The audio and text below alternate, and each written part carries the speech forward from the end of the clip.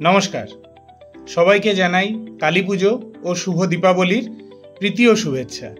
একই সাথে আজ ওয়ার্ল্ড অস্টিওপোরোসিস ডে।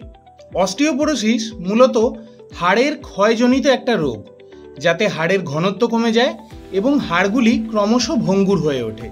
মূলত বয়সজনিত কারণে পুরুষদের শরীরে টেস্টোস্টেরন হরমোন এবং মহিলাদের শরীরে ইস্ট্রোজেন হরমোনের পরিমাণ কমে যাওয়ার কারণে এই রোগের প্রাদুর্ভাব দেখা দিতে পারে।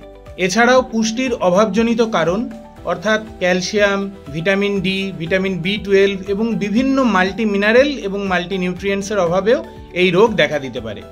দীর্ঘদিন ধরে যারা গ্যাস, অম্বল, অ্যাসিডিটির সমস্যায় ভুগছেন তাদেরও কিন্তু অস্টিওপোরোসিস হতে পারে।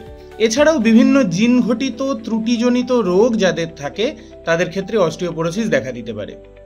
শরীরের বিভিন্ন হাড়ে এবং জয়েন্টে ব্যথা অস্টিওপোরোসিসের প্রধান লক্ষণ। সাথে দুর্বলতা বোধ হওয়া এবং বিভিন্ন কাজে অনীহা ইত্যাদিও কিন্তু অস্টিওপোরোসিসের জন্য দেখা দিতে পারে। যদি অল্প চোট আঘাতেই কারোর শরীরের কোনো স্থানে দীর্ঘস্থায়ী ব্যথা বেদনা থাকে তাহলে অবশ্যই সচেতন হন, বা অল্প আঘাতেই যদি কোনো হাড় ভেঙে যায় বা তাতে অল্প ফাটল ধরে তাহলে কিন্তু অবশ্যই সচেতন হওয়া প্রয়োজন।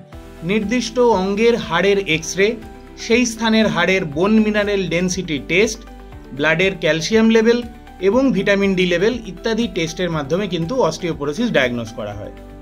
একদম প্রাথমিক অবস্থাতে সুষম আহার, calcium, vitamin D, vitamin C ইত্যাদি সমৃদ্ধ আহার অর্থাৎ দুধ, ছানা, দই, লেবু জাতীয় ফল, বিভিন্ন সিজনাল ফ্রুট, মাছ, মাংস, ডিম ইত্যাদি নিত্য সেবনে সমস্যা মিটে যাওয়ার কথা। যদি না হয় তাহলে বুঝতে হবে অবশ্যই কোনো অন্তর্নিহিত কারণ রয়েছে যে কারণে আপনার সমস্যা যাচ্ছে না।